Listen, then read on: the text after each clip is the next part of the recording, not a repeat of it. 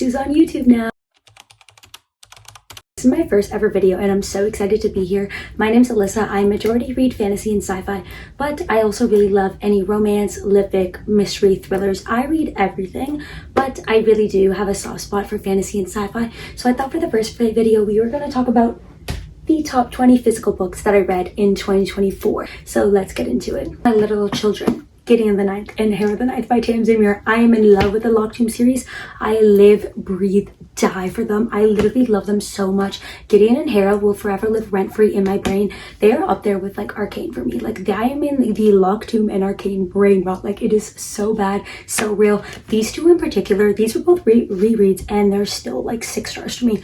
I absolutely adore the characters, adore the story. It is confusing. People have said that, but like I love a good confusing story where you do not know what's happening. You're just there for the vibes. You're there for the characters and you're just there to have a good time and vibe throughout. And I love sapphic yearning. I love them so much.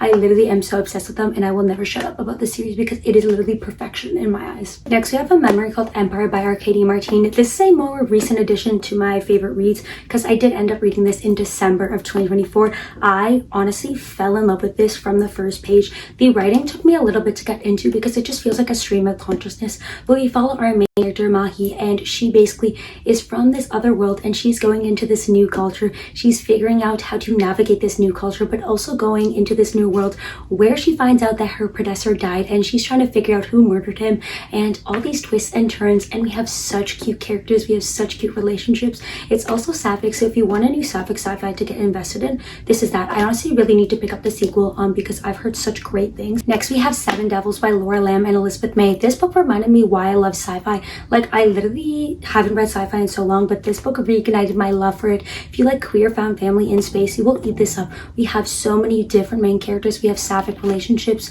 We have it going from like past to present. You get more insight into their lives and everything. And I really adored the writing and how raw and real it felt. It was literally so good. I'm so obsessed with these characters. I have not read the second book, but I just love this book so much. Next we have To Shape a Dragon's Breath by moniquill Blackgoose. This is one of the best dragon books I've read just because I feel like the amount of work and time and effort this author put into writing this story is just so gorgeous from beginning to end. We follow a young indigenous woman and she ends up getting a dragon and she goes to this colonizer run dragon academy and she finds out everybody's out to get her and everything like that. But this book, these stories, the way that these stories are intertwined as to what is happening, it goes through like little chapter breaks, but this book, so good. I literally am obsessed with the main character. I'm obsessed with her and her relationships. I think this is gonna end up being a poly book and I'm so excited for the next installment. I need news for this because I'm so obsessed with this. This is so layered and nuanced and absolutely incredible if you're looking for a dragon book that's like a little different from the others. The Spirit Cuts Through Water by Jimenez. I will never shut up about this book. This book was the biggest mindfuck, but also the most surprise I've ever felt while reading this book. When I first started it, I wasn't really sure if I was gonna like it because the way it's written in like first person, third person, and second person. We have all of that, but it's also written in a way that gives every single person a voice, and I honestly adored that. But at the beginning, it was so confusing. I'm literally gonna have to go back and reread it, but I fell in love with this the more I read it. Like this is a book that you need to take your time with. We follow 2 warriors and they have to shepherd this ancient god across a broken land, but this is also so much more than that. It's a love letter to storytelling. It is literally so good. It's also a Killian and I honestly am so in love with the characters. We also have disability rep. You've been thinking of reading this and you've read the beginning and you're like, I'm not sure. This is your sign to continue because it gets so much better once you understand and get this read too. Like it is so good. The Sord of Kagen by Wang. I have never read a book that was more emotionally traumatizing than this one. This one literally wrecked me, had me staring at a wall, contemplating my whole life because I was literally like, what the fuck did I just read? But like in the best way possible because I love when books emotionally destroy me and I love when I sob over characters. But in this book, it is literally phenomenal. We follow 2 different points of views. We follow Misaki and her son. Her son is training to become this elite warrior and then Misaki is his mother and she left her fighting days in the past, but then things start happening. There's epic battles, epic wars. We have elemental magic. If you really enjoyed the Poppy War, I think you'll love this because these 2 books, oh my god, I love this book so much. Misaki is one of the most badass female characters I've ever read about. She's literally so good, and I'm just obsessed with this. I just need everybody to pick this up. Next is the Between Earth and Sky trilogy by roanhorse. I read this back when it came out in 2021, but I reread it because I had the other two books waiting on my TBR. I'm so glad I reread it and revisited this world.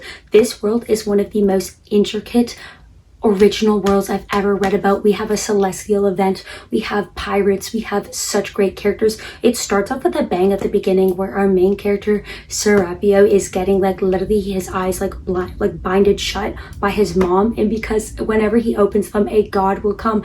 It is literally one of the best stories. Is so good, and I honestly think it's really accessible to anybody who's like a little bit new to fantasy, because it's written in a way where it's like really fast paced and you will get through these books really quickly, but it's also so intricate and amazing and diverse, and I'm literally just so obsessed with these books and the characters. Next we have the Oleander Sword and the Lotus Empire by Tasha Suri. I read the Jasmine Throne also back in 2021.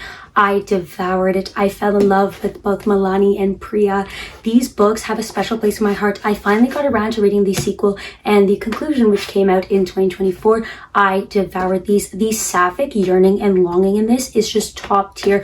The whole like Indian inspired world is so intricate and amazing, and what I really love about these, the plant-based magic, the vivid descriptions in these are just top tier, and I don't think I'll ever like read a fantasy series that I felt like was written for me more than this one. Like I felt like Tasha Suri went into my brain, picked out every single thing that I loved in fantasy books and wrote it in words, because I think these books were made for me. I just love them so much. They're so dear to my heart. The Jasmine Throne is my favorite out of the three, but these two banged as well. They're so different but so amazing, and I could talk about these books forever. I'm so obsessed with them. Next, Fable for the Underworld by Ava Reid. I was so thankful to get an advanced reader's copy of this, because this isn't out till March. You are going to want to pre-order this one. This is a sapphic YA dystopian. Dystopian is so back. This literally felt like I was back in like 2010's dystopian era with Divergent, The Hunger Games, The Maze Runner. Like this gave me all the same feelings and vibes, but it's sapphic, so it made it so much better. We have this gauntlet, and one of the main characters, her mom basically sacrifices her to the gauntlet,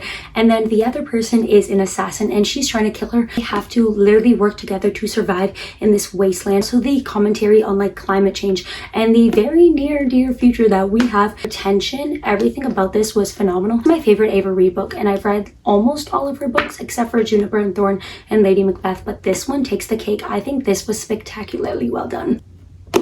Not Another Love Song by I will scream this at the top of my lungs. Xander, the man you are. Oh, I love him so much. The tension, the yearning in this, top tier. I fell in love with the story, fell in love with the characters. Literally, we have a cellist and a rock star that they end up working together. Their tension though, that scene, oh my god, I literally cannot go over it. I will forever be thinking about this book and them, because I think this was so well done. I will literally read anything Julie Soto writes now, because if she writes tension like this all the time, I'm there for it. I'm so there for it. Next, we have the first two books in the Ending Fire trilogy. We have The Final Strife and The Battle Drum. I haven't read the last book, The Ending Fire, because I'm scared, because I haven't heard great things about it, but these two hit so hard.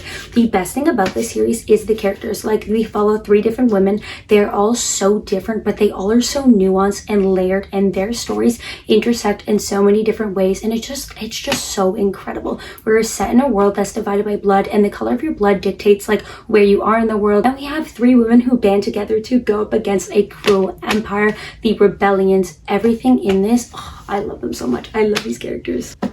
Babel by Kuang. This is as good as everybody says. Sobbed like a little baby. I am emotionally wrecked, and I have a hole in my heart they will never fill, because these characters have a special place in my heart. I felt like I was on this journey with them.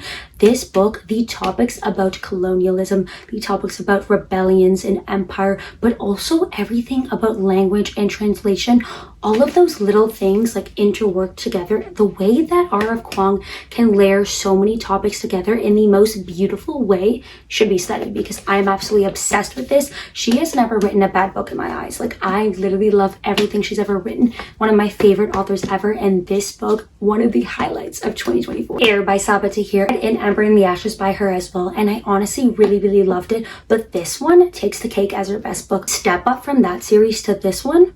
unmatched. These characters phenomenal. This is set in the same world as An Amber and the Ashes, but it's like their nephews and their children, and you see all the characters you know and love from that series, and they're in this one, but they're adults, and I just love them so much. I love the way that Sabaa Tahir can like intertwine the characters from that series and this one, that it just seems like they were meant to be, like they were meant to be in this book. But the plot twist, the characters, they're so romantic and devastating, and it's just, oh.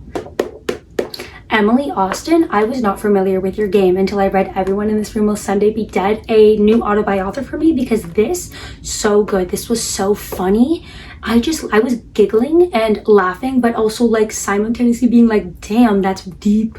Because like this is a book about a main character who's obsessed with death. She's also a lesbian. She's also not religious at all, but then ends up starting to work at this Catholic church as a secretary, and she's basically fooling everybody that she's religious.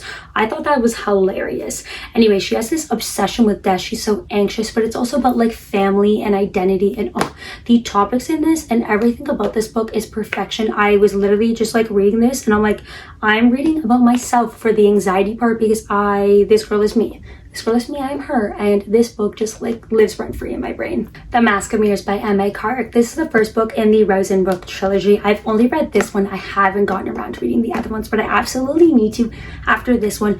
This book reminded me why I love heists, why I love con artists as main characters, because they are so fucking funny and they do the most outrageous shit, and I absolutely devour it. We follow our main character Ren, and she's basically this con artist that infiltrates this family. She goes to different events and she's fooling everybody that she's somebody that she's not. The story took a very drastic turn. Like in the middle, once I was past like 50%, could not put this down. Literally like ate, sleep with this book because I was obsessed with it, obsessed with the main characters. Also, if you like anything with like ball gowns and fashion, like this is for you. Thank you all for watching this video. I hope you enjoyed this first one. This was really fun to make and kind of out of my comfort zone, but I hope you'll stick around and subscribe to see more.